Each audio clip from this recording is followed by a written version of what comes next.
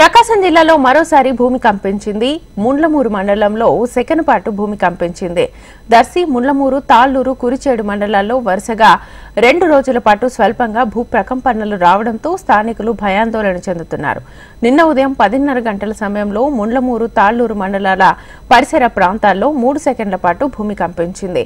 Mundlamuru police station CC కెమెరాల్లో భూ ప్రకంపన visuals record అయ్యాయి.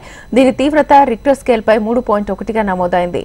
ఇవాళ ఉదయం 10:40 సమయంలో మరోసారి ముండ్లమూరు మండలంలో భూమి కంపించింది.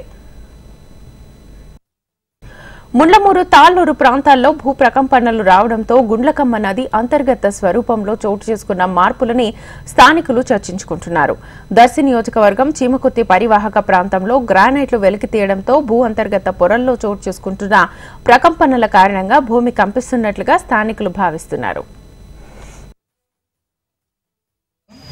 తాళూరు గ్రామం లక్ష్మీ వెంకటరమణ ట్రేడర్స్ ఎర్లుగాపు ఐసీహెచ్ హనుమారెడ్డి కరెక్ట్గా 10:30 ధమామని శబ్దం వచ్చేసింది. బయటికి పోయి చూసేవారికి అందరూ మాకు శబ్దం వచ్చింది అన్నారు. గూడెంలో పోయేవారికి బత్తాలన్నీ జారి పడి ఇంకా ఒకరికో రోజు నిర్ధారించుకున్నాము. ఇది భూకంపం అని నిర్ధారించుకున్నాము. అందరూ ఇళ్ళల్లో వాళ్ళందరూ వచ్చి మాయి పాటి అన్నారు.